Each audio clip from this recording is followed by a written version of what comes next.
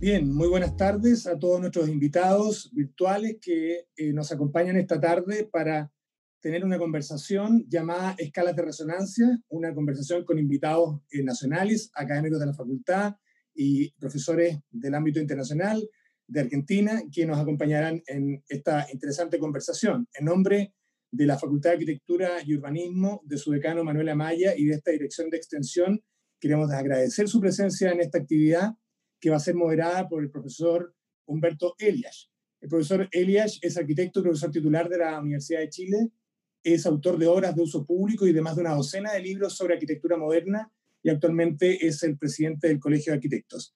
Así que deseamos y agradecemos una conversación interesante entre ustedes que va a quedar registrada como un video que puede ser además visto después en nuestro sitio web de la facultad y bueno, les agradecemos su presencia aquí. Por tanto, ahora doy la palabra a Humberto Elias para continuar. Muchas gracias y buenas tardes. Gracias, Alberto. Gracias a todos los participantes, al decano que nos envía los saludos. Y voy a apagar un ruido de estufa. Ahí para que no se escuche el ruido de fondo. La bienvenida a todos a este encuentro conversatorio sobre COVID-19, escala de resonancia. Tiene un título medio musical, pero en verdad vamos a hablar de lo que implica la pandemia que está viviendo el mundo y las consecuencias que tiene para nuestras respectivas disciplinas, para nuestros respectivos trabajos y ámbitos universitarios. Saludo también especialmente a todos los alumnos que se están sumando a esta transmisión y también a las personas que me han escrito de Argentina, del sur de Argentina, Villa Langostura, de Buenos Aires, y de acuerdo a las estadísticas de este foro, los países en que más nos visitan son de Brasil, Colombia, México, Argentina y Chile. Así que también un saludo para todos los que nos están conectando. La idea de esto es, les voy a presentar a las 4 personas, a los 4 académicos que nos acompañan y después en 2 grupos de 2 los voy a presentar para una primera ronda y después una segunda ronda de conversación. Primero, la voy a presentar en el orden que están en el afiche. Pía Montealegre Vich es académica de la Universidad de Chile, entró este año recientemente, ella es graduada en la Universidad Católica, es doctorada en arquitectura del paisaje, es además cronista urbana, autora de muchos trabajos sobre paisajismo, sobre urbanismo. Actualmente está en el Instituto de Historia y Patrimonio de la Universidad de Chile y hacemos taller juntos en 7º semestre. Hago el alcance que por tratarse un tema de salud, todos mis invitados son doctores.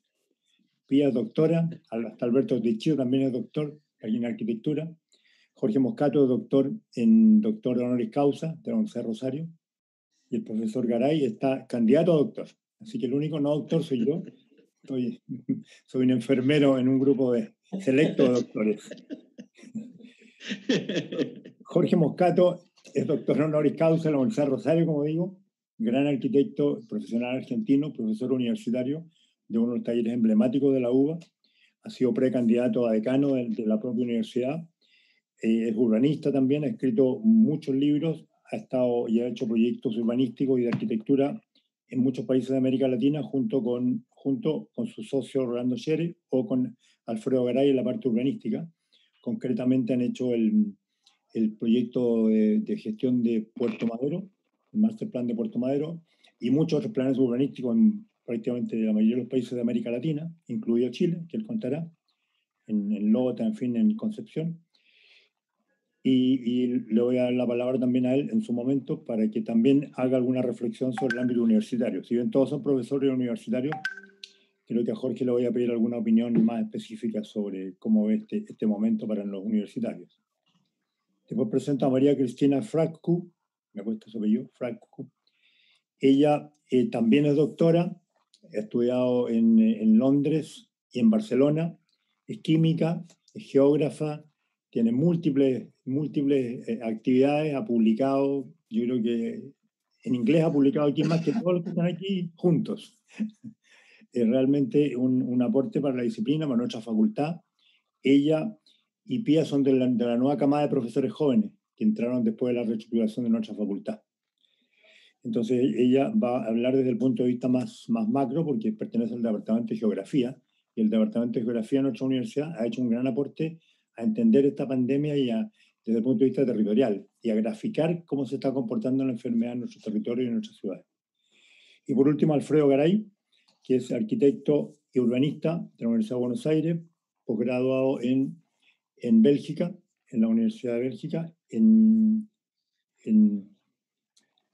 en Lovaina, es en Bruselas. Bruselas.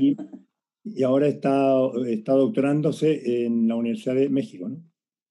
No, en Buenos Aires. En Buenos Aires. Es uno de los urbanistas más destacados, yo creo, de los urbanistas vivos en América Latina. Creo que debe ser uno de los top 5, con proyectos y con propuestas en prácticamente todo el continente, en grandes ciudades, como dice Puerto Madero. Y también actualmente está a cargo del Plan Nacional de Obras Públicas de la Nación Argentina. Está trabajando en este momento para ese plan, y que me imagino que nos podrá contar cómo también qué está pensando de cara a la reconstrucción productiva del país que va a venir después de esta pandemia. Así que en la primera vuelta les voy a pedir que iniciemos en el orden que va a estar, que partiría con una visión de lo más general del territorio, de la geografía, con la participación de María Cristina, pensando que esta pandemia tiene múltiples, se ha escrito y se ha dicho mucho, pero nos da la oportunidad de esta reflexión de estas 4 personas que representan distintas escalas de la mirada al territorio, y que nos da una oportunidad para pensar desde lo que es la esencia de nuestra Facultad de Arquitectura y Urbanismo en la Universidad de Chile, que es una escuela que se plantea desde su origen como una facultad multiescalar. En nuestra facultad se estudia geografía, o sea, el territorio, se estudia urbanismo, es decir, las ciudades, se estudia arquitectura, los edificios, y se estudia el diseño. Y dentro del diseño se estudia el diseño 3D, por así decirlo, o real, y también el diseño virtual, el 3D y el 4D. Entonces son toda la escala completa, y tratamos de que ese sea nuestro proyecto de identidad universitaria. En el caso, Cristina, ella ha trabajado en el territorio, en geografía. Quiero que nos cuente un poco su particular punto de vista y que nos dé una primera visión de esta pandemia a nivel como de un prediagnóstico, de unas primeras ideas que la hemos conversado en los ensayos. Y en el segundo módulo empezar a hablar ya de la parte propositiva, de propuestas o ideas de cómo salimos de esto. Pero la primera idea preferiría que María Cristina partiera por ese enfoque. Gracias. Ok. Muchas gracias, Humberto. A saludar también a los colegas que están juntos hoy esta tarde. Gracias por la introducción, y como la tirada de flores un poco exagerada, pero la acepto, está bien. Bueno, a mí me toca como geógrafa hablar del territorio, y pensé empezar en esta primera ronda, porque en la segunda, que es la ronda propositiva, yo no sé si tengo propuestas. Quizás voy a salir de esa planteando más preguntas. Allí veamos cómo va el conversatorio, pero quería empezar por qué es el territorio, ¿no? Y por qué los geógrafos y las geógrafas son adecuados de hablar de territorio, y qué es lo que entendemos por territorio, y por qué estamos hablando del territorio, no de espacio, nuestra región o las mismas ciudades, ¿no? Entonces, cuando yo me hice geógrafa, que era hace casi como una década, intentaba veía como los conceptos principales desde la geografía, el territorio, el espacio, etcétera, e intenté de ver cómo es en otros idiomas, y sobre todo en mi idioma materno, que es el griego, el concepto de territorio. Y no existe, ¿no? Existe suelo, existe terreno, existe distrito o región como la delimitación de un espacio, pero no existe el territorio propiamente tal. Y los territorios, esencialmente, por mi experiencia como geógrafa, son básicamente los espacios que habitamos, pero reconociendo, digamos, la complejidad de este espacio y de los elementos que componen los espacios y que al mismo tiempo los producen, ¿no? Entonces, como el territorio es el espacio donde habitamos y que está como compuesto y producido por un montón de dimensiones, como por ejemplo ambientales o físicos, ¿no? O sea, todos los procesos hidrológicos, climáticos, geomorfológicos producen y construyen el territorio donde habitamos, los procesos sociales, los procesos políticos, los económicos, los legales, todos esos procesos son los que conforman, digamos, y construyen el espacio donde habitamos, y lo cual llamamos el territorio. Entonces el territorio podríamos decir que no tiene como una escala particular. El territorio puede ser mi propia casa, el territorio puede ser el territorio nacional. Así que me es un poco difícil también hablar desde el territorio sobre la pandemia, pero vamos a hacer un intento. Hablando para ir un poquito al tema de la pandemia, hablando de las dimensiones de los territorios, ¿no? Como o sea, la legal, la económica, social, la física, la climática, ahora ya tenemos que empezar de hablar de una dimensión higiénica, una dimensión sanitaria, ¿no? Todas estas restricciones en base a las recomendaciones sanitarias de doctores o del gobierno, están condicionando nuestra manera de circular en el territorio y de relacionarnos tanto con el territorio como nuestros colegas, familia o amigos, ¿no? Para poder hacer un análisis de cómo se va a impactar, cómo impacta, digamos, la pandemia a los territorios, me gustaría acudir a un análisis que se hace sobre el territorio desde la geografía acerca de sus tres dimensiones, ¿no? Se puede hablar del territorio, espacio que sea vivido. Perdona, vamos a empezar con el espacio construido, ¿no? O sea, está la materialidad del espacio, territorio en la que habitamos. Después está la dimensión concebida, ¿no? O sea, cómo se construye el territorio conceptual o discursivamente, y finalmente está el espacio vivido, ¿no? Que tiene que ver con la experiencia personal en el espacio, territorio que tenemos nosotros. Entonces, si esto lo aplicamos, digamos, en la pandemia, podríamos hablar de que nuestro espacio construido ahora está como restringido, porque está reducido para los que tenemos el privilegio, ¿no? De protegernos, está restringido a nuestro hogar. Entonces sería esto como el espacio construido, digamos. Después está el espacio concebido. O sea, yo últimamente tengo la idea de que salir a la calle me puede perjudicar la salud, entonces como existe toda esa como construcción también como discursiva acerca de los riesgos que existen salir a la calle, no significa que no existen, ¿no? Pero como discursivamente, cómo se construye una idea acerca de cómo es el mundo ahora y por ende el territorio. Y finalmente está el espacio vivido, ¿no? El territorio vivido, y tiene que ver con las experiencias personales de todos y todas. La gente, tanto en Chile como en América Latina, como en todo el mundo, tenemos experiencias muy distintas según nuestro género, nuestra educación, nuestras condiciones materiales en la casa, nuestra clase social, como que en cada crisis es como uno de los parámetros más tajantes para que definen, digamos, cómo vivimos y cómo sobrellevamos y también si sobrevivimos ciertas crisis, ¿no? Entonces, eh, las repercusiones de la pandemia en el territorio son una mezcla de estas tres dimensiones, ¿no? Como en la materialidad del espacio, en su construcción, digamos, conceptual y discursiva, y finalmente la experiencia vivida. Al mismo tiempo, el territorio, como mencioné antes, es multiescalar, entonces no se puede ver aislado. Y por eso me gustaría hacer como una pequeña reflexión acerca de las distintas escalas que existen, pero quizás para la próxima ronda. Ahora me gustaría hablar de cómo impacta la crisis los territorios y acerca de la recuperación. Cuando estamos conversando con los colegas preparando este evento, estábamos hablando de la recuperación, digamos, de los territorios y cómo se superan estas crisis, porque eh, se estaba hablando, por ejemplo, con respecto a Chile, están todos los post, ¿no? O sea, la etapa post-terremoto, la etapa post-crisis social, y ahora estamos conversando acerca de esta etapa de post-pandemia. Entonces, los territorios, y para usar, digamos, una metáfora orgánica, tanto de la ciudad como del territorio, para hablar como del metabolismo social o de metabolismo urbano, ¿no? Entonces, los territorios se pueden pensar como cuerpos que padecen de enfermedades y logran sobrevivir, sin embargo, continúan como o tener repercusiones o llevando, digamos, sus traumas o los cambios que les han causado, ¿no? Ciertas como, no sé, como accidentes o enfermedades que logran superar, sin embargo, quedan marcas, ¿no? En los cuerpos, en los territorios.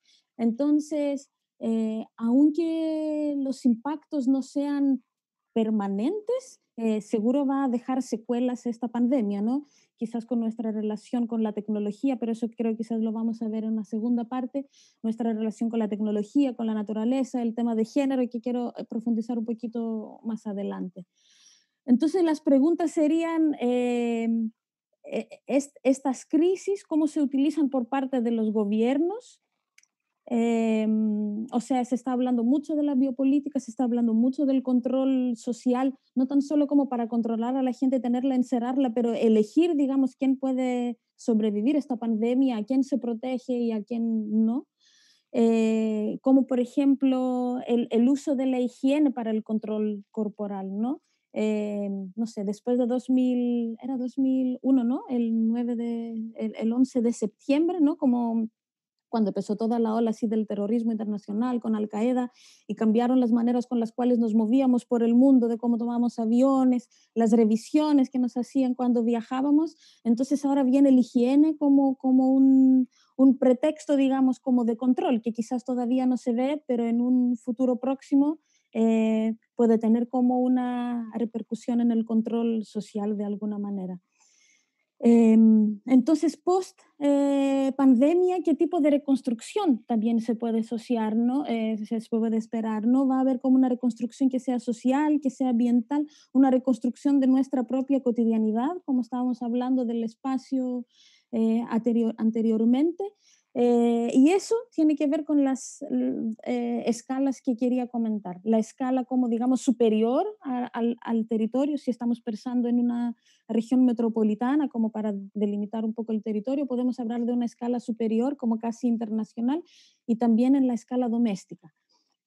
No sé si sería mejor Sí, continuar sí, después. dale, pero te hago una acotación, a ver si me da una respuesta cortita, que ¿Ya? tiene que ver con la geografía, que me inquieta y que está muy bien el enfoque que hiciste, pero a mí me llama la atención que en esta crisis que estamos viviendo y que el país está abordando como puede, ¿no?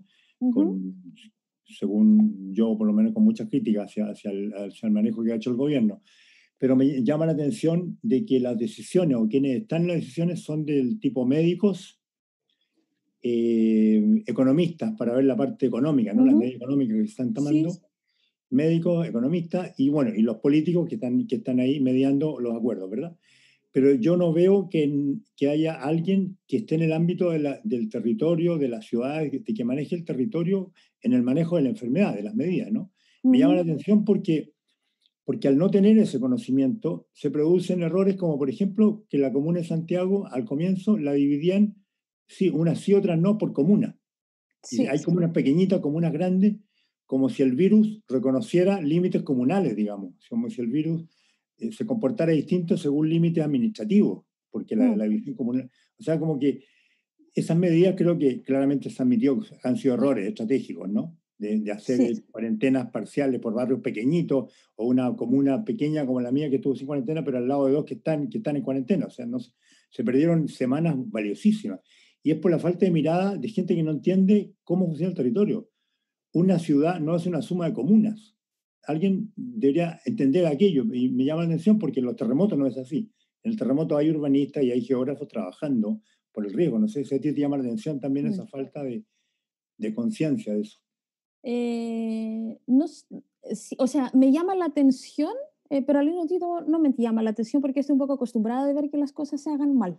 Entonces, por este lado, no me sorprende tanto.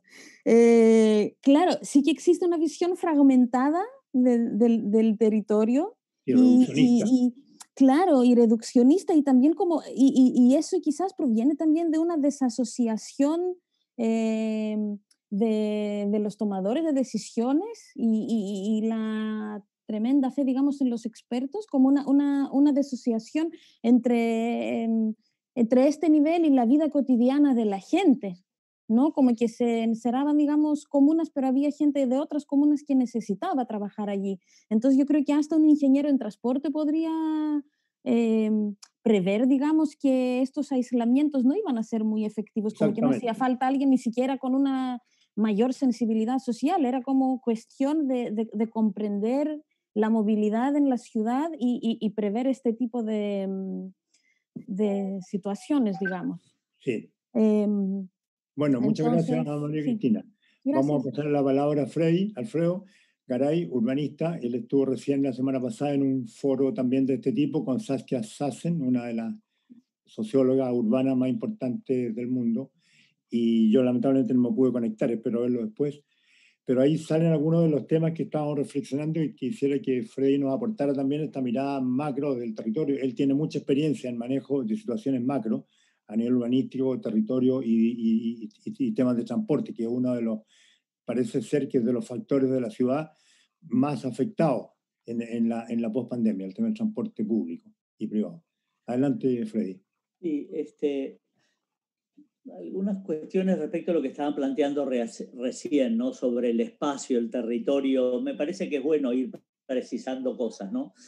Yo me acuerdo cuando eran los primeros trabajos de Castells, uno de los temas que apareció en discusión era la noción de espacio, porque siempre armaba lío, ¿no? Esa noción de espacio sideral, espacio urbano, espacio escénico, digamos, una noción difícil de hacer. Y, digamos, varios de los que participábamos de esa discusión, digamos, al revés, nos gustó la noción de territorio porque suponía una materialidad, que en el espacio se nos diluye. Es decir, y el territorio nos permite asumir un medio, en origen un medio natural, sobre el que se desarrolló un proceso de trabajo. Es decir, que se transformó el medio natural en medio rural a través de un proceso de trabajo. El medio rural se convirtió en medio urbano a través de un proceso de trabajo. El medio urbano se convierte en otro medio urbano a través de un proceso de trabajo. Y las características entonces que presenta ese territorio transformado tiene bastante relación con las formas como la sociedad organiza colectivamente el trabajo y también con las formas como la sociedad distribuye colectivamente el producto de ese trabajo, ¿no? Entonces, de golpe aparece una primera cuestión que nos permite empezar a definir una economía. Es decir, hay un proceso de trabajo que transforma el territorio, quiere decir que hay un producto.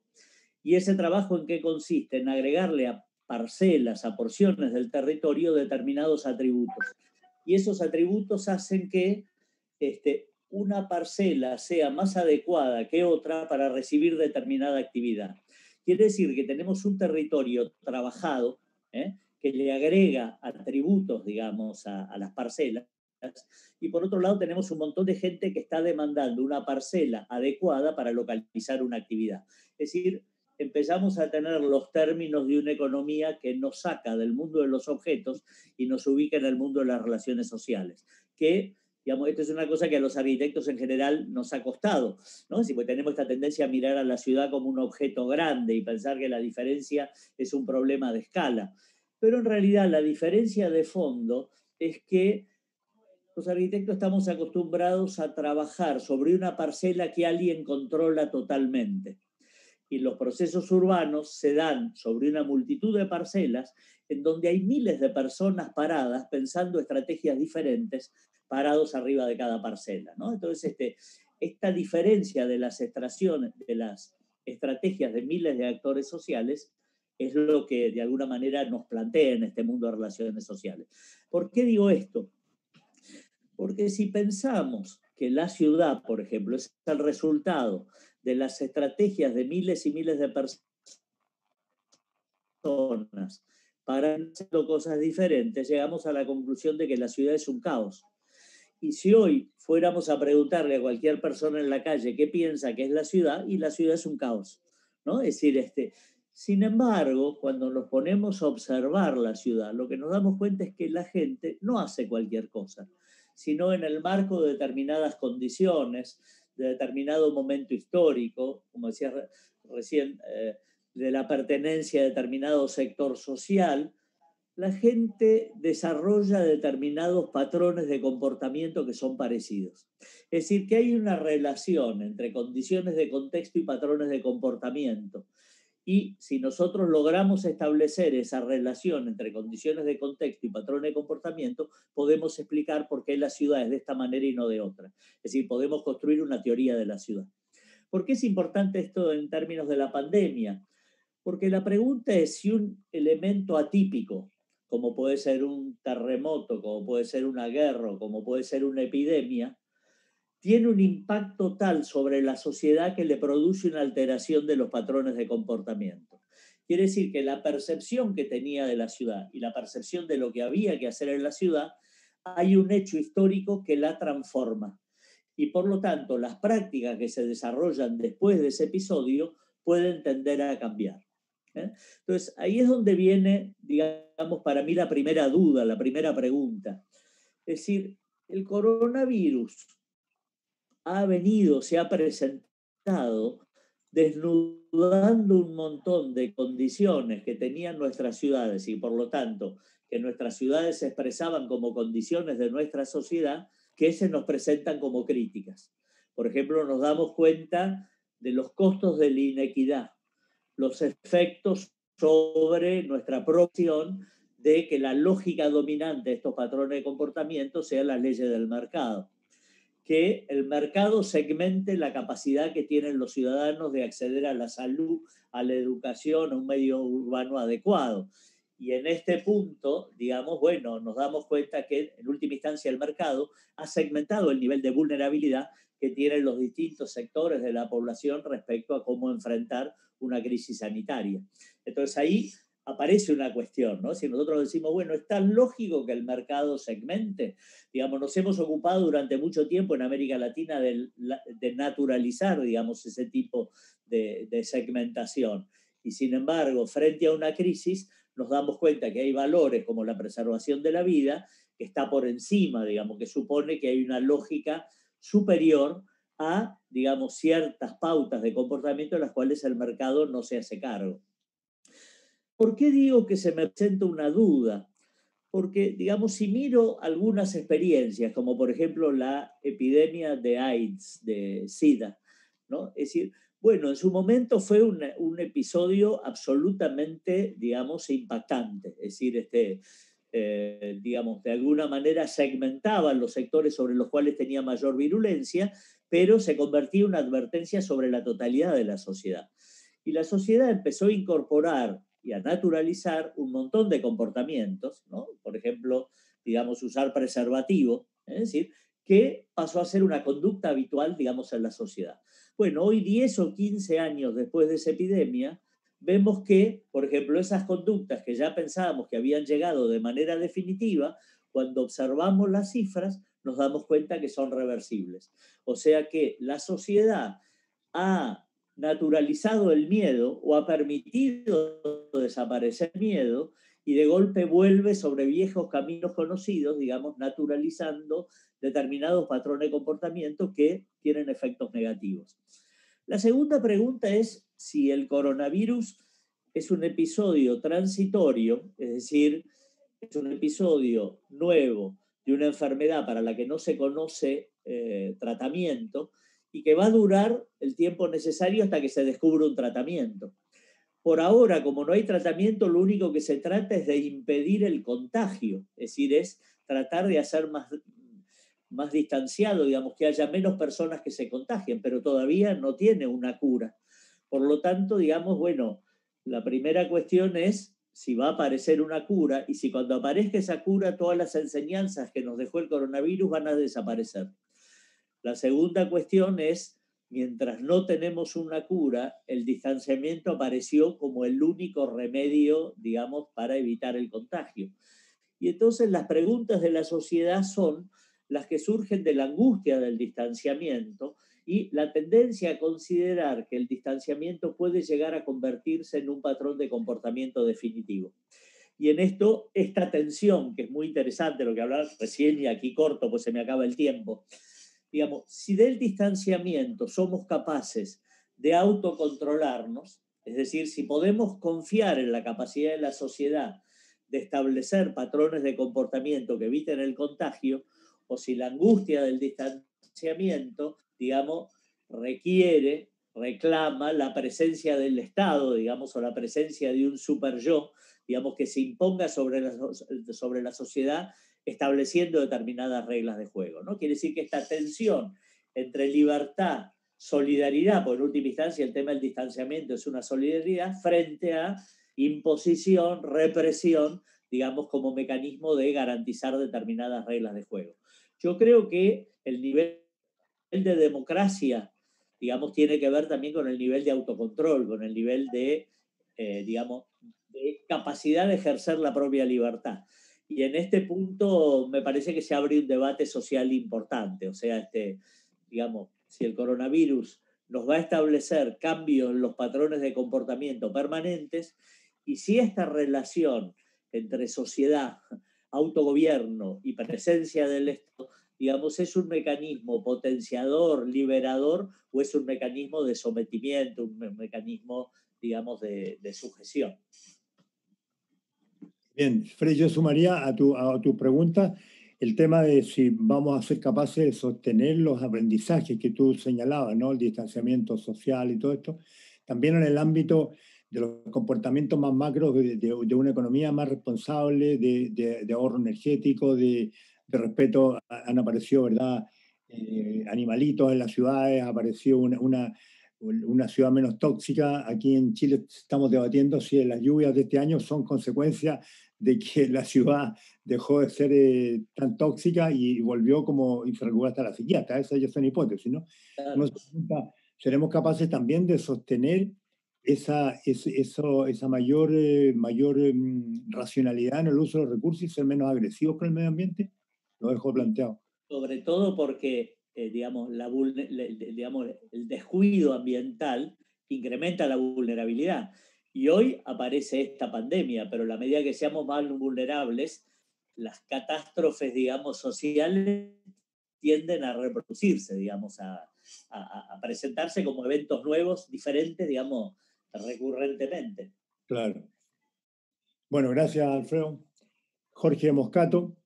Jorge tiene gran experiencia en arquitectura, como digo, en el ámbito universitario y en urbanismo.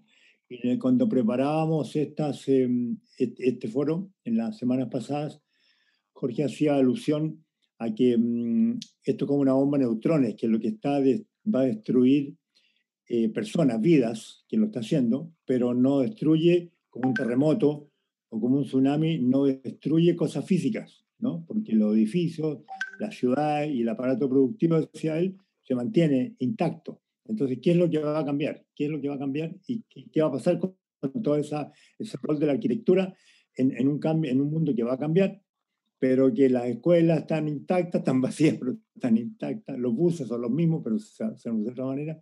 Entonces quería que nos hiciera una reflexión sobre ese tema y sobre lo que tú comentabas que Pachi Mangado decía en otro foro sobre que la arquitectura no necesariamente va a cambiar después de todo esto. Jorge. No, los edificios no los destruye, pero sí destruye los supuestos que se basan en los edificios. A ver, vale la pena repasar esto. Tony Díaz, arquitecto argentino ya muerto, decía: la arquitectura es ideología construida. Te tenés que alejar del micrófono. ¿Cómo? No te acerques tanto al micrófono. Bien. ¿Lejos así está mejor? Sí. Bueno, perfecto. Tony Díaz decía que la arquitectura es ideología construida. Y con eso él quería simbolizar que la arquitectura resumía todo lo que el siglo pensaba sobre sí mismo, todo lo que la cultura pensaba sobre los edificios, sobre lo que era la sociedad, y eso se manifestaba en los edificios. Si nosotros repasamos un poco la situación, vamos a ver que lo que está en crisis en este momento es la ideología del siglo XX. Como bien, lo que empieza ahora es a suceder la formación de la ideología del siglo XXI. La ideología del siglo XX fue una ideología muy compacta, muy sólida, muy europea, que tenía respuesta a todas las cosas, y entre las respuestas a todas las cosas tenía la arquitectura que nosotros, los más veteranos, nos formamos, que era una arquitectura que no tenía puntos oscuros, era una arquitectura que se evidenciaba por sí misma. Lo que está claro es que nosotros hemos vivido 3 crisis en 30 años. La primera fue la caída del muro de Berlín, que fue una crisis política. La crisis política crítica de la caída del muro de Berlín, puso en cuestionamiento todos los principios de arquitectura del movimiento moderno, que era en la que nos habíamos educado. La segunda crítica fue la de las hipotecas subprime y la quiebra de los estados nacionales, ¿no?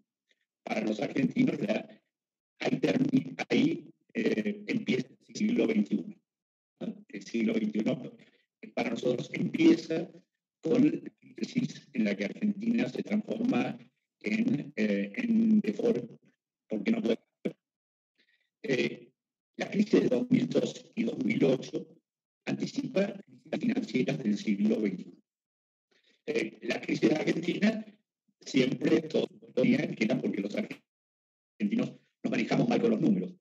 Pero cuando España se va a los tomates y aparecen los PICs en Europa, las cuatro naciones podridas, digamos, las cuatro naciones deudoras, que son Portugal, Irlanda, y esto empieza a presentar que la crisis es general y que no es solamente un Estado manejado por unos cabezas huecas los que quiebran, sino que lo que quiebra es la economía del mundo desarrollado en general, ahí empieza a producirse un enorme cambio. Y es hacia el 2008 en que empieza la arquitectura del siglo XXI. La arquitectura entre el año 89 y en el 2008 está en un limbo en el cual vale todo. Es en el 2008 donde la crisis de las hipotecas, la crisis financiera, lleva a que los arquitectos pensemos que toda la frivolidad y la estupidez que estaba implícito en esa arquitectura del posmodernismo y de las variantes exóticas y un montón de cosas, no tenía ni pie ni cabeza. Nuestras facultades se reordenan, desaparecen las excentricidades y se afirma una modernidad dura, respetuosa con el sitio, respetuosa con el mundo, respetuosa con el sitio, respetuosa con la sociedad. Y ahí aparece lo que hoy nos parece fantástico, que es, por ejemplo, la buena arquitectura de los países latinoamericanos. El mundo ha cambiado, ya funciona de otra manera, y el archipiélago latinoamericano es consciente de sus virtudes y de sus defectos y empieza a producir una arquitectura muy buena. Espera un cortito, te está escuchando un poco entrecortado. Déjame ver si podemos mejorar un poco el sonido y decirte que tomé nota de tres ideas que tú dijiste, que la última que te pediría repetir un poquito desde ahí, que hay tres crisis superpuestas en los últimos años: la crisis política, la caída del muro de Berlín, la crisis subprime o crisis económica. La tercera no te alcancé a escuchar, y si pudieras desde ahí arrancar cómo se replantea este mundo que llega a la facultad. Yo tengo problemas para escucharlos a todos, así que hay algo que me está... Apagamos los sonidos de los demás, ¿no? Apagamos todos los sonidos, a ver si mejor. Sí, cuando arrancaste vos, de golpe se cortó todo el sonido bueno. Bueno, seguimos. Bien. Sí, bueno, entonces, los supuestos de la arquitectura, para hilar todo desde el comienzo, los supuestos de la arquitectura, esos supuestos ideológicos de la arquitectura, se han ido modificando. Y se modifican en nuestra formación, para nosotros que tenemos 50 años de arquitectos, está claro que ha habido tres modificaciones.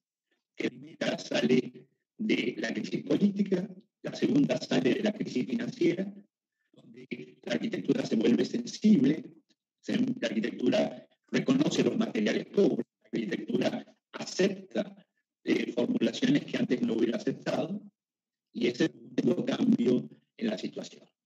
Ahora enfrentamos el tercer cambio en la situación, es decir, la crisis sanitaria. Y está claro entonces que lo que estamos teniendo es una situación donde el mundo va a terminar de formar lo que probablemente sea la ideología del siglo XXI.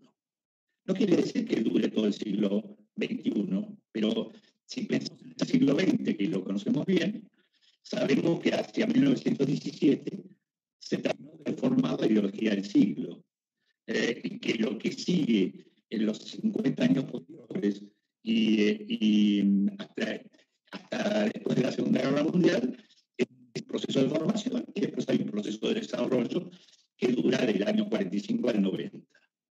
Entonces, lo que quiere decir es que la ideología del siglo, que estaba formada por cosas que tenía ya la cultura occidental, que se sigue perfeccionando por el aporte social del movimiento moderno y de las teorías políticas del siglo XX, ahora recibe un nuevo aporte. Es probable entonces, si pensamos en los estados de los próximos años, esos estados van a tener un grado de responsabilidad social probablemente muy superior al que han tenido hasta ahora. Es decir, cualquiera de nosotros estaría pensando en un Estado que tuviera mayor responsabilidad respecto a la salud, que asumiera condiciones reales en casos de crisis económica, que pueda apoyar a su propia industria, que pueda manejar sus propios recursos, que pueda generar una sociedad igualitaria, pero sobre todo una sociedad solidaria, ¿no? En este punto, si llegamos a definir la nueva situación como una sociedad solidaria, creo que estamos claramente en el discurso del Papa Francisco, donde prima lo que debiera primar en las relaciones entre los hombres es la necesidad de la solidaridad.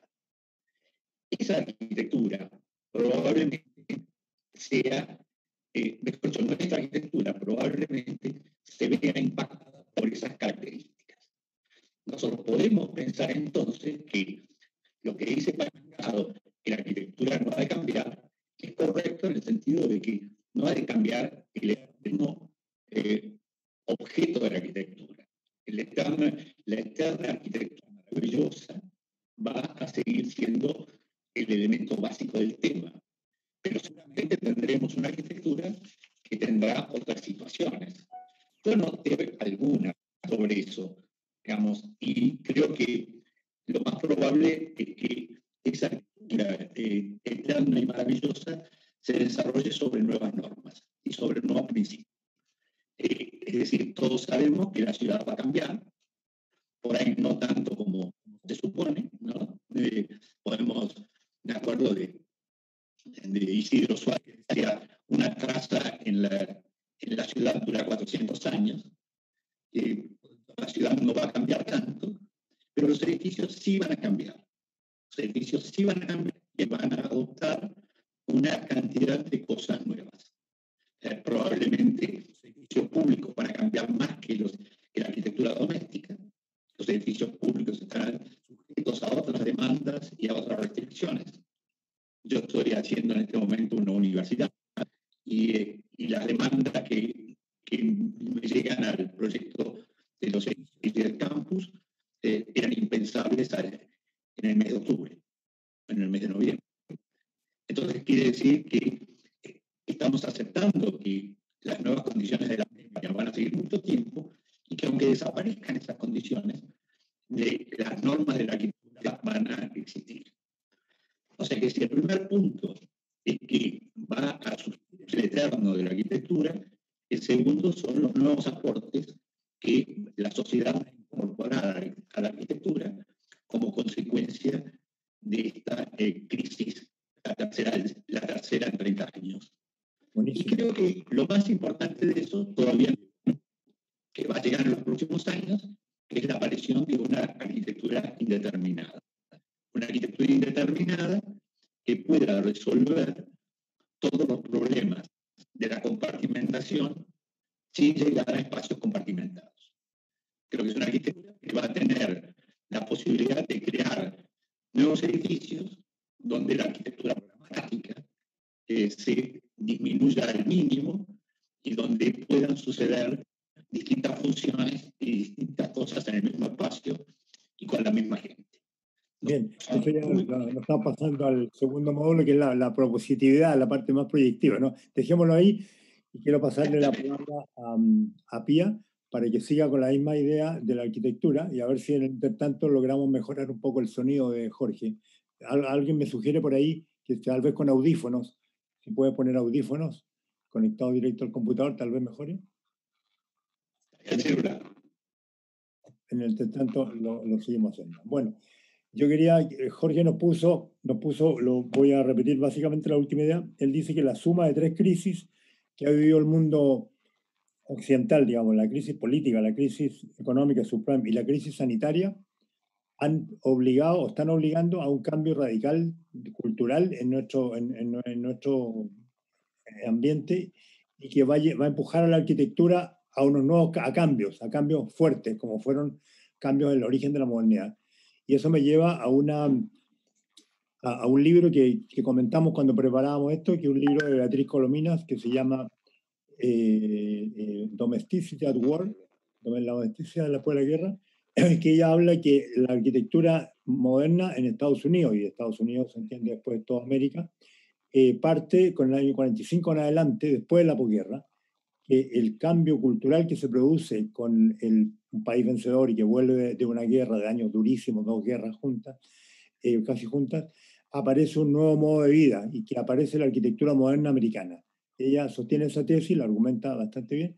Entonces la pregunta para Pierre, si decide tomarla, es si ella vislumbra que vamos a tener también cambios arquitectónicos en la arquitectura, porque va a haber, empujado por estas 3 crisis que hicimos, Cato, algunos cambios que van a mover visualizar en la manera como se hace arquitectura, cómo se ocupa la arquitectura, cómo se enseña la arquitectura, no sé, el ámbito que quieras tomarlo, que impacta finalmente la arquitectura cotidiana, la doméstica, de todos los días. Adelante, Pia. Bueno, muchas gracias, Humberto, y muy buenas tardes también a todos. Bueno, voy a partir entonces recogiendo un poco la pregunta, ¿qué es lo que ha dado vuelta quizás en todos estos foros y en todas estas conversaciones respecto a la pandemia, ¿no? El después, el post-desastre, digamos, que hablaba Cristina, digamos.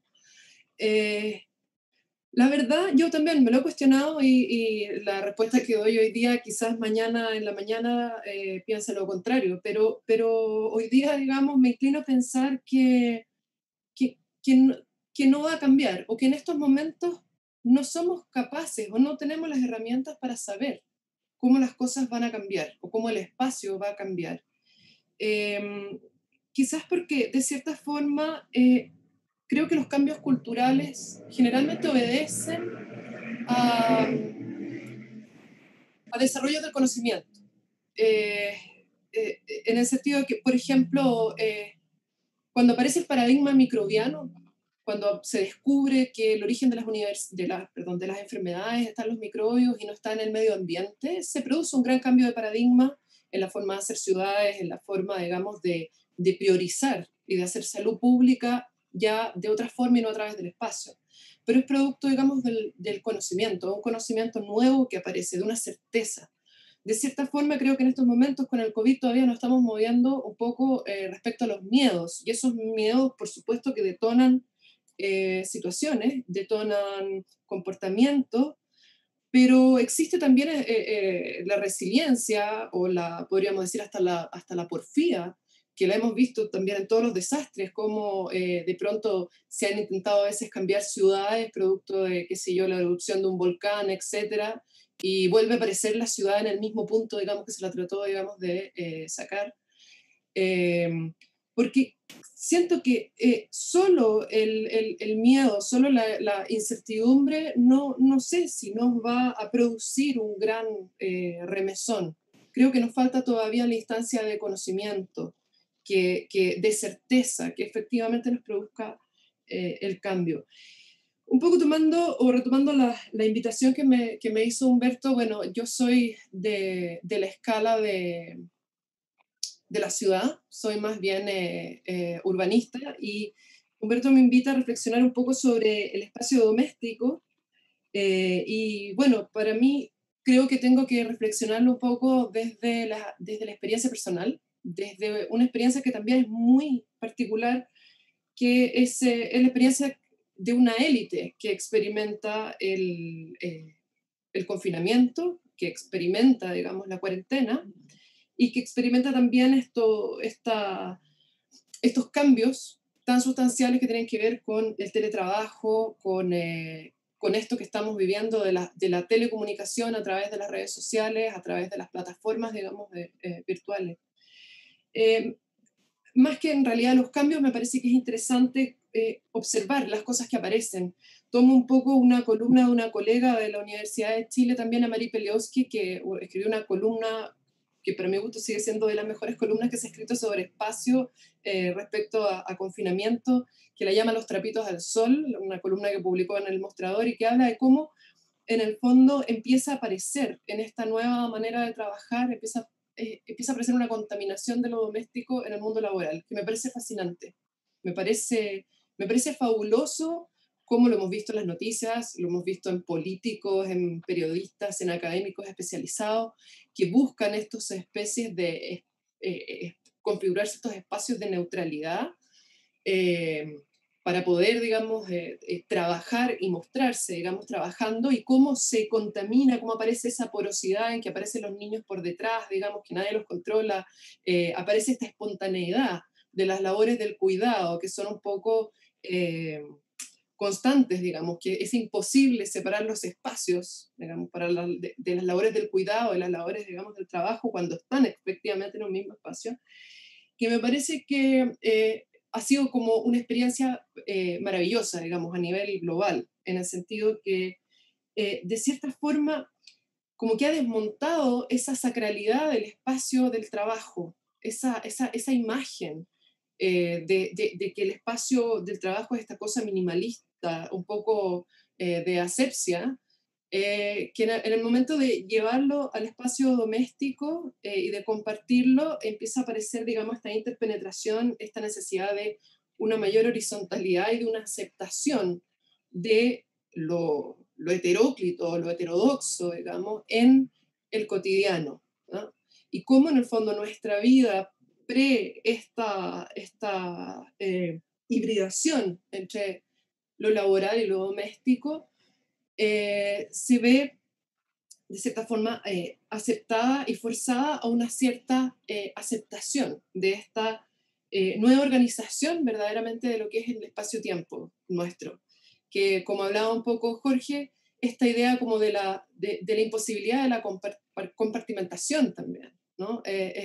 Los compartimentos quedan un poco imposibilitados en esta nueva forma, digamos, de esta nueva vida, digamos. De cierta forma como que es la caída definitiva de la zonificación, podríamos decir, de la programación, y es el abrazar, digamos, una especie de nueva espacialidad absolutamente posmoderna, en donde todo se mezcla, todo se interrelaciona, podríamos decir.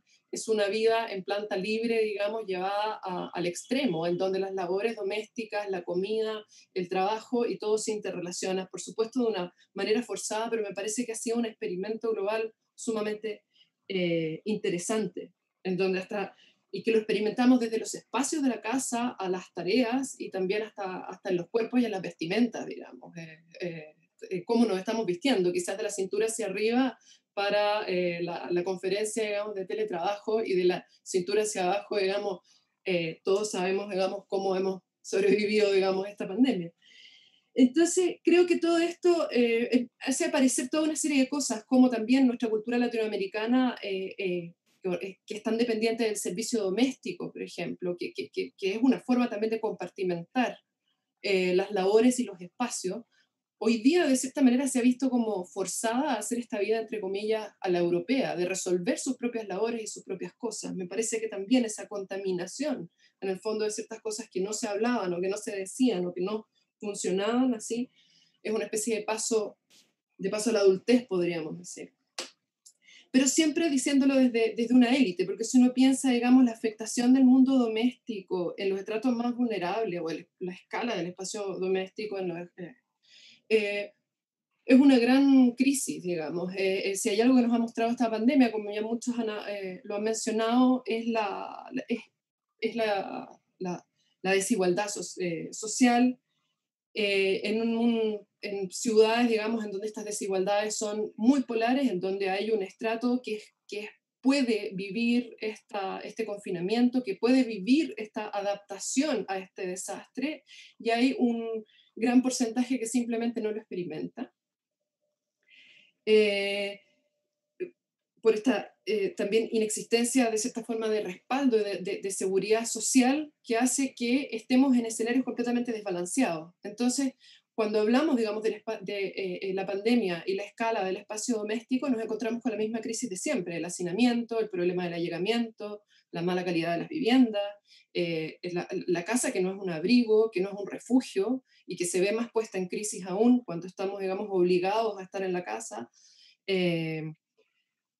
Este paisaje donde lo heteróclito, digamos que hoy día nosotros lo estamos experimentando en nuestros espacios laborales. Lo heteróclito es norma, digamos, en los sectores vulnerables, en donde las faltas de redes, la falta de agua potable incluso, hace que los problemas o las más básicas normas sanitarias para poder sobrellevar esto se hagan impracticables.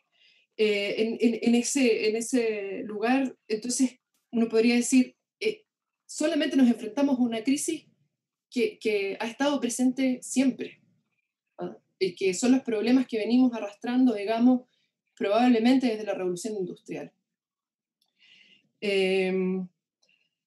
Y eso, bueno, me quedo ahí un poco con el tema, digamos, de esta escala. A lo mejor para darle unos minutos más a Jorge que pueda completar. Bien, gracias, Pía. Súper interesante los puntos que tomaste. Justamente están llegando algunas preguntas por el chat y por WhatsApp, por distintas plataformas. Aquí estoy tratando de entenderlas todas.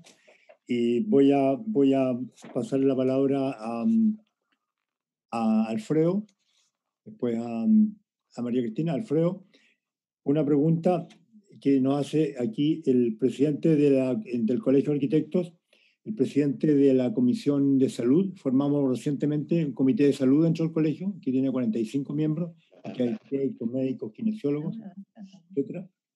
Y que pregunta, Fernando, si es posible pensar en una ciudad post-pandemia, con todo lo que ello implica, aun cuando no hemos terminado de vivir el proceso, o sea, como que todavía estamos metidos en el problema.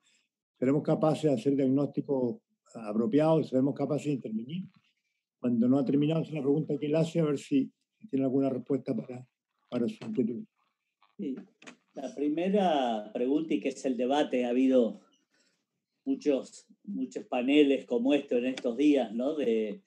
Digamos, si la ciudad post-pandemia prolonga las pautas de comportamiento que hemos tenido durante la pandemia, ¿no? Y en eso, digamos, lleva unas decisiones que dan un poco de miedo, digamos, ¿no? En el sentido de que parecería que fuera la apología de las casas con jardín, del automóvil individual, y en ese sentido la satanización de la ciudad densa, la ciudad compacta y los medios de transporte público, ¿no? Entonces, esto ha suscitado un gran debate entre los urbanistas, digamos, ¿no? Es decir, si necesariamente la apuesta es una apuesta, digamos, al suburbio americano, digamos, como modo de vida consagrado por la pandemia. Y en este sentido, digamos, tampoco se puede decir que, digamos, que eso verifique, digamos, como más eficaz para el tratamiento, porque observamos, digamos, que, por ejemplo, incluso en la vida en baja densidad, digamos, la utilización de los medios de transporte, la utilización de los centros comerciales, la utilización de los centros de entretenimiento, sigue convocando, digamos, la complejidad urbana, y en última instancia donde se produce la complejidad, se produce la interacción y por lo tanto hay contagio. Pero sería muy grave que digamos, los cambios supongan renunciar a la complejidad. Ahora, digamos, la otra hipótesis también diría, bueno, la complejidad va a ser virtual. Y aquí sí podemos empezar a ver cambios de comportamiento que son interesantes de observar. Por ejemplo, antes de la pandemia, poca gente usaba el Zoom, o el e-commerce empezaba a utilizarse, pero no era un medio frecuente. Digamos, eran muy pocas las empresas que hacían que la gente trabaje desde su casa. Y, digamos, hoy verificamos dos fenómenos. O sea, por un lado, que la gente se ha visto forzada, pero ha aprendido, como me ha pasado a mí, a manejar tecnologías que habitualmente no manejaba, incluso a verificar la eficacia en determinadas dimensiones de esas tecnologías. Y por otro lado también que hay una cierta lógica social, por ejemplo, la lógica de los empresarios, que de golpe descubrieron que puede ser interesante esto que la gente trabaje en su casa, use su propia computadora, no haya que acondicionar el espacio de oficinas, no haya que perder tiempo de desplazamientos o tiempo para comer a mediodía, porque, digamos, en el fondo se traslada al mundo doméstico, digamos, un montón de condiciones que estaban en el mundo laboral y que finalmente quedan a cargo digamos, de las personas, ¿no? Y es decir, es como una transferencia de responsabilidades y de tareas de los centros empresarios, digamos, hacia sus trabajadores. Saskia Sassen dice que en el fondo estos cambios no atraviesan a los distintos sectores sociales de la misma manera. Es mucho más fácil verificar que los empleados de cuello blanco, digamos, se transfieran al e-commerce y desplieguen otras formas de vida, incluso puedan pensar en un nuevo suburbio sin desplazamientos, y que los trabajadores, digamos, y la realidad de la fábrica o de las tareas de servicio, digamos, difícilmente las tecnologías puedan, digamos, tomar estos formatos digitales. Ahora, la pregunta es, un poco volviendo sobre la idea esa de la bomba de neutrones de la que hablábamos, Cato, el otro día, ¿no? Es decir, la ciudad está. Uno podría decir que si la ciudad va a cambiar, van a aparecer nuevos productos que van a contener nuevos modos de vida. Por ejemplo, van a aparecer otros formatos de barrio, otros formatos de vivienda. ¿Quiénes van a acceder a eso? Y aquellos que acceden a adquirir productos de última generación. Por atrás de los productos de última generación queda siempre el mercado del usado. Y el mercado del usado es el poblamiento de espacios concebidos, digamos, de la manera anterior, pero que se han abaratado, se han descapitalizado. Y en esta tendencia a la descapitalización, digamos, van a quedar partes de la ciudad deterioradas, abandonadas, percibidas como peligrosas, que van a ser ocupadas por los más pobres, ¿no? Quiere decir que la segmentación, en esto que uno se imagina, digamos, de que va a dar lugar a nuevas formas de comportamiento, a nuevos parámetros de vida social, si esa transformación vuelve a quedar en el marco del comportamiento del mercado, y bueno, lo que va a generar es nuevos criterios de exclusión, nuevas formas digamos, de discriminación e incluso digamos, de distribución arística de los riesgos, ¿no? Es decir, ya hemos vivido la experiencia de centros históricos deteriorados, descapitalizados y ocupados, digamos, por poblaciones carenciadas. Y por lo tanto esto lo que nos ha llevado es a que la misma reflexión que nos hacemos respecto a la sociedad de consumo y el uso de los residuos, es decir, la necesidad de reciclar, reutilizar, cuidar, reparar, reestructurar, es una reflexión que es válida para la ciudad. Es decir, yo creo que no es el momento de abandonar la ciudad para trasladarse a una nueva, digamos, para trasladarse a nuevos barrios que expresen otras maneras de organizar el espacio. Es el momento de empezar a intervenir, reparar, identificar los lugares más vulnerables, abrir espacios verdes dentro de la trama de la ciudad, abrir espacios de socialización, abrir espacios de ventilación en las viviendas, es decir, abandonar la producción de monoambientes para estudiantes y hacer que haya formas de vivienda colectiva que tengan buen asoleamiento, que tengan buena distribución de los sanitarios, que tengan cuartos con ventanas. Es decir, me da la sensación que la intervención es dentro de la estructura de la misma ciudad. Y en este sentido creo que el papel del Estado es importante, digamos, revisando normativas, revisando estándares, abriendo espacios, reparcelando, abriendo proyectos urbanos que intervengan y cualifiquen partes de la ciudad, ¿no? El otro día me tocó estar en una mesa redonda con Salvador Rueda, ¿no? Y él demuestra cómo en la misma estructura de manzanas que tenemos podemos producir intervenciones que empiecen a separar el uso del automóvil, le quiten espacio, digamos, a la utilización de carburantes, habiliten, digamos, el uso de otros medios de locomoción, de otra manera de ocupar el espacio público. Es decir, que son todas operaciones de reparación que favorecen el uso colectivo, que estimulan el uso de otras prácticas respecto al cuidado del ambiente, pero que no abandonan esta idea de la complejidad, la vida social, los espacios de socialización y el desarrollo, digamos, de patrones de vida más solidarios, digamos, más democráticos. Buenísimo, gracias, Freddy. Y eso nos deja puesta la pelota para una pregunta para María Cristina. María Cristina, ¿tú verificas esa misma tendencia que dice Alfredo que se va a producir en la ciudad, que es reocupar espacios, reciclar? Usó varios ¿no? Que esto va a significar resignificar y reocupar espacio y reparar, ¿verdad? Racionalizar, en fin, la misma ciudad que existía, producto de lo que estamos viviendo y de esta actitud contable. ¿Te parece a ti que a nivel más macro también eso pueda ocurrir a nivel de ocupación de los territorios? Aquí esa pregunta la hacemos en Chile recurrentemente después de un terremoto y después de un tsunami, ¿no? Y no sé, la respuesta tuya de geógrafa debe ser mejor que la mía, pero yo entiendo que en general se vuelve a las mismas conductas anteriores, ocupar las zonas de riesgo, por ejemplo. Muy pocas veces las relocalizaciones de ciudades en zonas de riesgo han tenido éxito. Santa Bárbara fue el último, Chaitén fue el último caso. La gente simplemente no se quiso ir donde le pusieron una nueva ciudad, se volvió a la antigua a riesgo de que el volcán se la llevara de nuevo. Y las zonas de riesgo, donde están los parafitos, parece que es recurrente. Entonces, ¿será que nos va a pasar lo mismo a nivel territorial, María Cristina? Pues es bien compleja y multidimensional la pregunta, entonces voy a tomar los puntos que siento que puedo responder.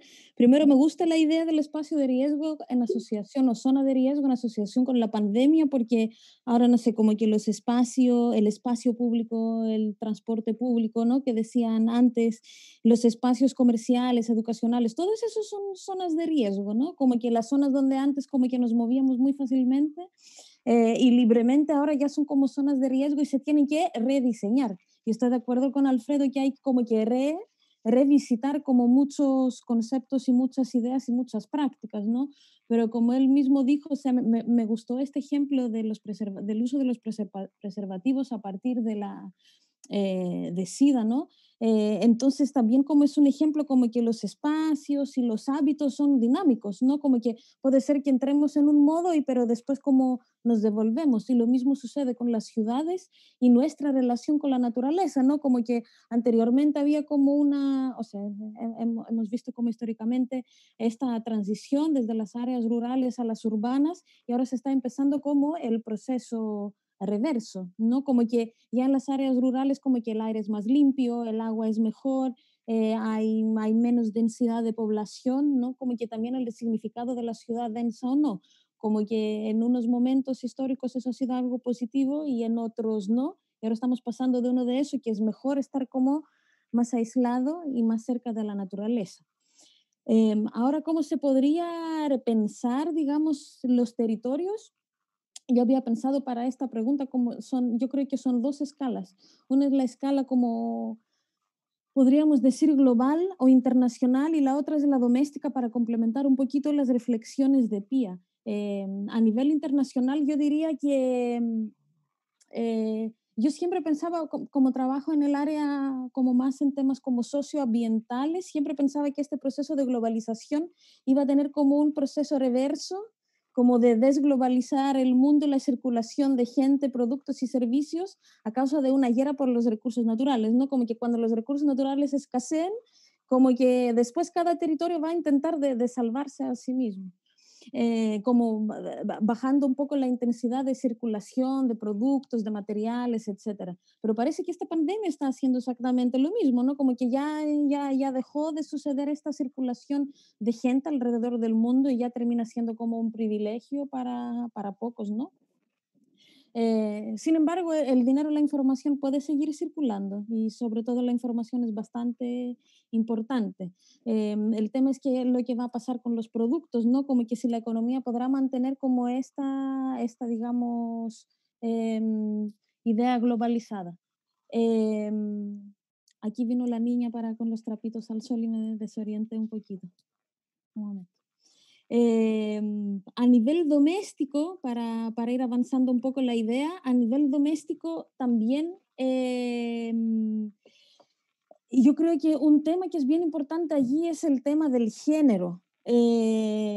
Pasan dos cosas. Primero, como decía la Pía, que el espacio doméstico... Un momentito, por favor.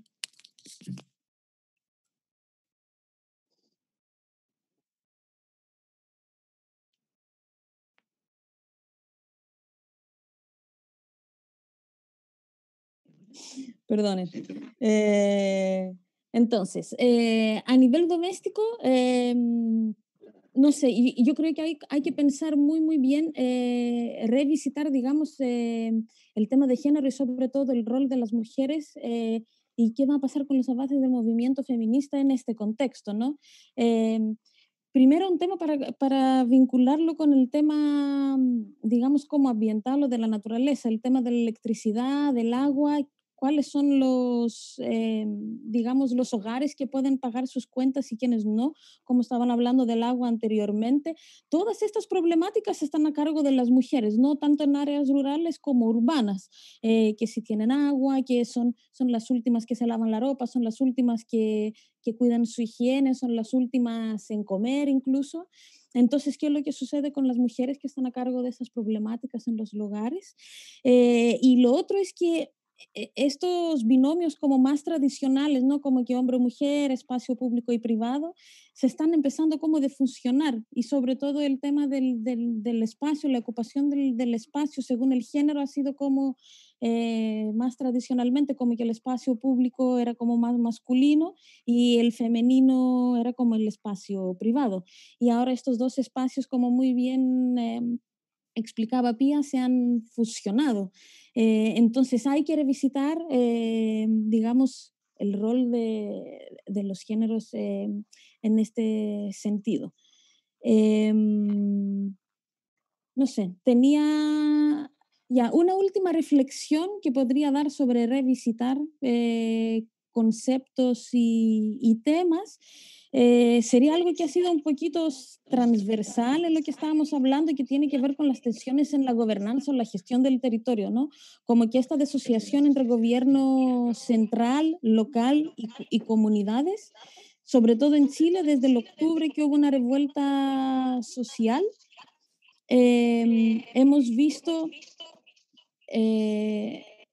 Hemos visto cómo son las autoridades locales, digamos, las que han ganado como más protagonismo y que han ganado más la confianza de la gente, ¿no? Porque hay una mayor vinculación con el territorio y sus comunidades. Entonces yo creo que va a ser como un tema que quizás va a tener como que revisitarse porque se ha ido tensionando bastante. Buenísimo, Eso genial creo todos por los ahora. temas. Muy bien, María, que Sí. te toca este tema, la verdad que me dan ganas de seguir hablando cada uno de ellos, abriste puertas fantásticas. Este último quiero, no sé si Jorge quiere tocar el tema, pero a mí me interesa muchísimo el tema de la gobernanza y que ha quedado aquí en el manejo en Chile, no, me imagino que en otras partes no ha sido igual, que es la diferencia de actitud de las decisiones que tienen que ver con medidas sanitarias a nivel central que a nivel local. Aquí se perdió también mucho tiempo tomando decisiones centralizadamente a nivel de especialistas, de expertos, y sin contar con la capacidad que tiene la ciudadanía organizada para hacer frente a los problemas. Hablo de los consultorios de salud a nivel comunal, a nivel vecinal. Esa red que funciona porque es de vecino a vecino, son pequeñas comunidades, el gobierno la desatendió totalmente e incluso se llegó a pelear con alcaldes de su propio sector, alcaldes UDI peleando con ministros UDI, alcalde de RN peleando con ministros de RN, porque no se entendían y el Estado central seguía con una mirada macro. Y hasta que al final, con un cambio de ministro, se dieron cuenta que pueden contar con eso, si bien no son consultorios de salud especializados en medicina de alto estándar tecnológico, pero tienen una capacidad de hacer, por último, seguimiento a sus enfermos, de conocer a sus vecinos, que el Estado central no la tiene. Y eso lo sabemos también en vivienda social, pasa lo mismo, y en educación, ¿no? Entonces, eso es re interesante, ese planteo que ha surgido ahora, y ahora yo creo que el cambio de enfoque que ha tenido este gobierno, este ministro, es justamente apoyarse más en la red de salud más local, más a nivel municipal. Creo que ahí hay tanto para el sinceramiento de los datos de información, que el gobierno central mentía descaradamente, y no se puede mentirle a mucha gente mucho tiempo, como se dice, y empezaron a salir números más reales y, bueno, y a tomar otra actitud, ¿no? No sé, Jorge, te dejo la palabra para que sigas.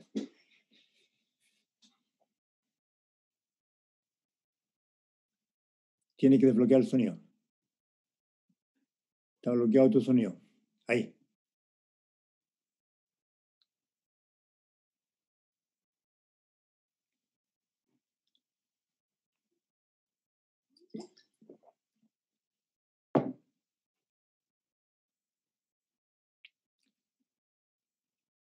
¿Lo podemos desbloquear nosotros o no? Tenés que desbloquear el micrófono. Mandale un mensajito, Freddy. No, me va a escuchar. El micrófono abajo, el puntito colorado tenés que desbloquear. ¿Y Claudio lo podrá desbloquear centralizadamente a propósito del centralismo? Ahí está. Ahí está, bien, ahora sí. ¿Ahora se puede escuchar? Sí, vale. ¿Y no se va a escuchar mucho? Sí, ahora se escucha. Bueno, no, yo creo que a lo que vamos es a un modelo de sociedad solidaria. Y quiero insistir sobre lo que dije en mi primera intervención. El sentido de lo social entra en quiebra con la caída del muro de Berlín. Creo que esto es algo que cualquiera puede reconocer. Nosotros no hemos vivido en un mundo solidario en estos 30 años. La necesidad de la solidaridad empieza ahora. Digamos, está claro que cualquier programa de gobierno parte de la base de que nadie se salva solo. Está claro que nadie puede por sí mismo resolver sus problemas y tampoco va a poder resolverlos en el futuro. Por lo tanto, vamos a tener una serie de gobiernos que van a tener que actuar sobre otros principios. El principio de la colaboración política es uno de los principios, pero no es el principal. El principal es que la sociedad va a tener que generar reservas para sostener al 100% de su población en cada uno de los conflictos que enfrentemos en el futuro. Y es probable que el siglo XXI sea un siglo de conflictos. Yo de lo que hablamos recién, de la primera tanda, yo anoté que Cristina habló de las huellas en el territorio, como heridas en el territorio. Freddy habló de las mismas cosas en la ciudad. Yo intenté hablar de las mismas cosas en la arquitectura. Y Pía planteó un escenario que es totalmente novedoso, que es el hecho de la profunda transformación de la vida urbana. Ella habló de una vida posmoderna en planta libre, que me parece uno de los conceptos más originales que conozco. Entonces, no es posible que el mundo vuelva a ser igual. Bien. Ahora no escucho nada. Estoy afuera. No, si estamos escuchándote. Ah, me están escuchando. Claro, yo estoy afuera del mundo. Entonces, a mí me parece que... Se escucha mejor ahora sin imagen, ¿no? Se ve que... Sí, la imagen... Bueno, entonces es la imagen. Salí del Zoom de la computadora. Ahora se está escuchando. La máquina la que tenía el problema, entonces. Claro, al quitarle el video pasa mejor el audio. Exactamente. Deja todo el audio. No, pero yo los veo a ustedes. Ahora ahí estoy en una situación razonable. Entonces, a mí me parece que los programas políticos en el futuro y los programas de gobernanza van a tener una lógica que todavía no conocemos. Y esto va a ser muy claro. Tratemos de imaginar cómo va a ser un mundo en el futuro y vamos a entender que esos principios empiezan a darse. O sea, quiere decir que el siglo XXI empieza a tener una formulación real. Hasta el momento no tuvo una formulación real, tuvo una formulación de propuestas. Nosotros hemos hablado todos hemos hablado de cuidar el planeta, de resolver los problemas del manejo de la tierra, de montones de cosas, de la humanización de las ciudades, de la calidad de la arquitectura, pero todavía estos principios o estas problemáticas no habían sido puestas en juego. Ahora todas estas cosas están en juego. Y es la primera vez en el siglo que sucede. Yo diría que estamos en la misma situación que el siglo XX después de la Primera Guerra Mundial. Recién ahora entendemos la formulación de nuestros problemas reales. Así como en 1917 recién había conciencia de que la guerra no era un juego de reyes, porque llevaba ya 30 millones de muertos esa guerra. Yo creo que ahora tenemos recién conciencia de que el manejo de la tierra no es exactamente un problema de desarrollo económico, que tiene que manejarse sobre otros principios y otras situaciones. Ahí empezó el siglo.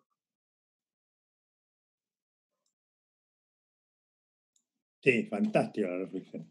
Fantástica. No sé si alguien con la palabra para volver a algunos de los términos anteriores y mientras yo leo alguna de los comentarios que han llegado. María Cristina, Freddy, ¿alguien quiere? Mientras busco. Perfecto.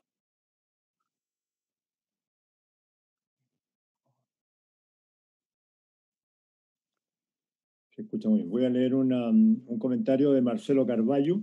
Es más que una pregunta. Dice, ¿a dónde resuena la pandemia?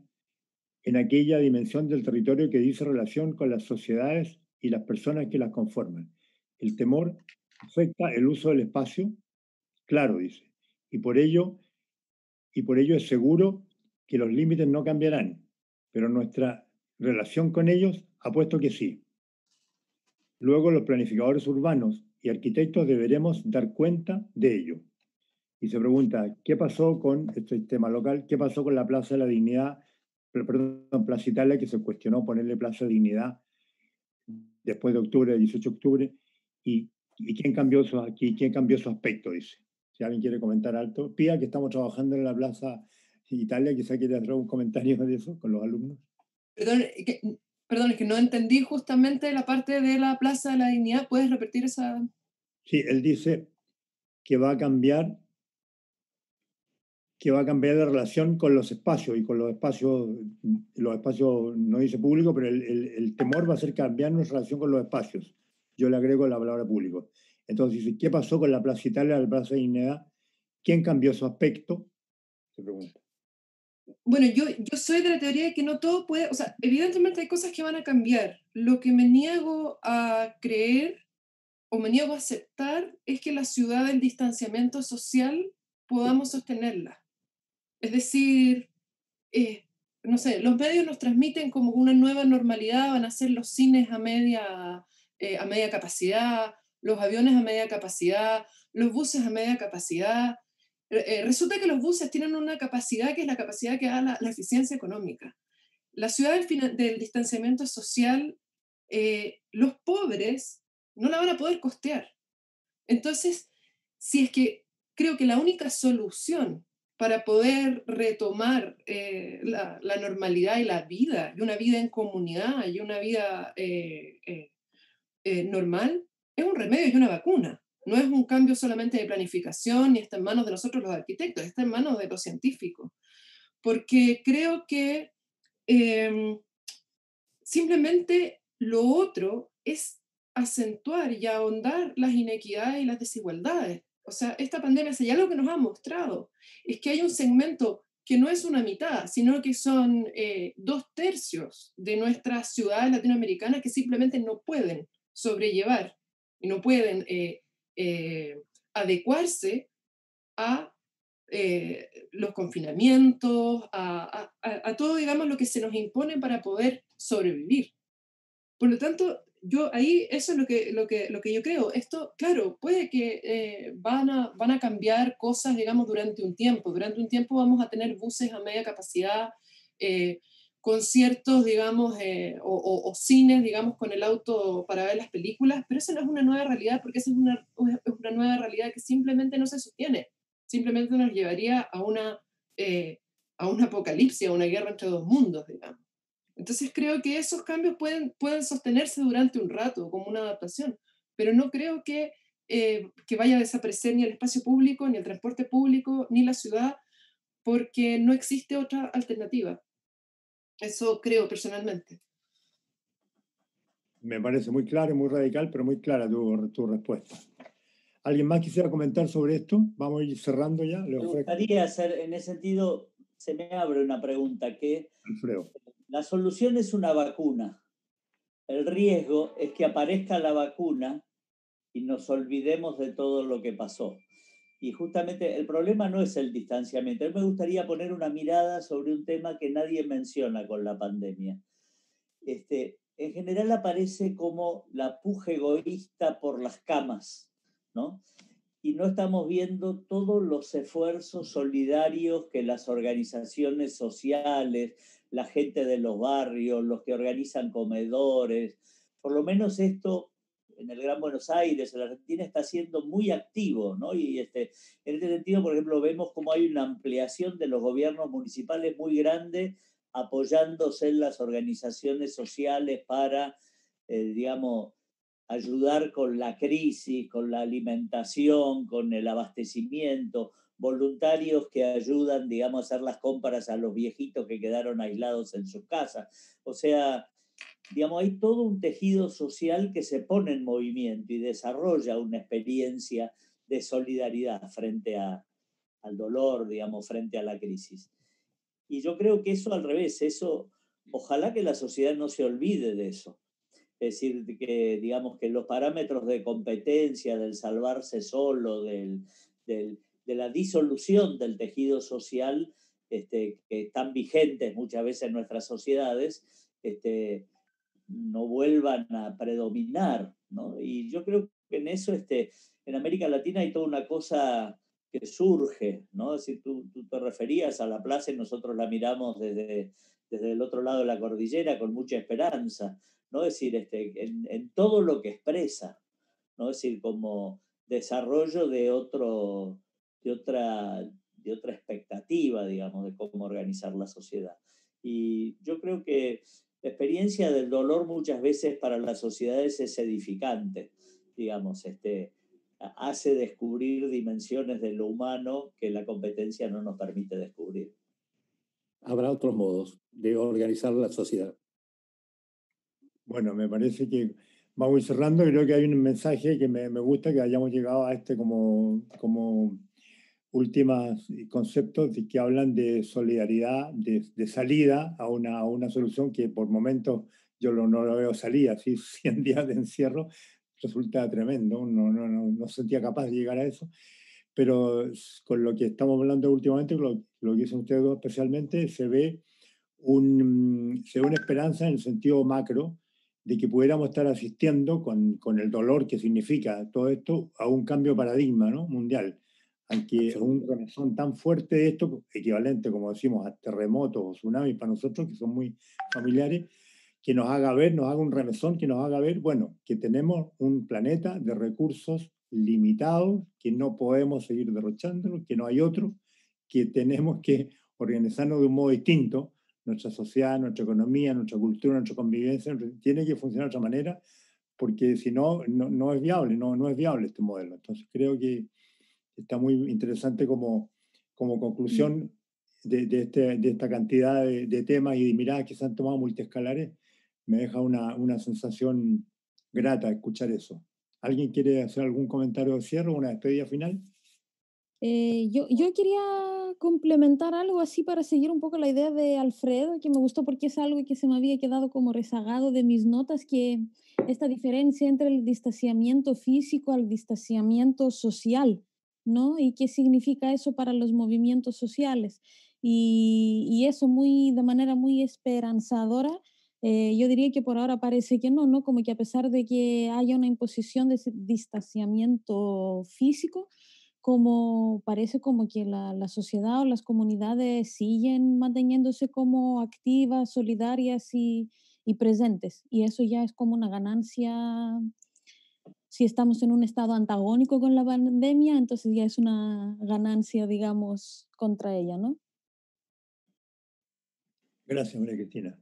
Muchas gracias por la invitación, Humberto, y a la universidad le queremos agradecer esta posibilidad de atravesar virtualmente la frontera.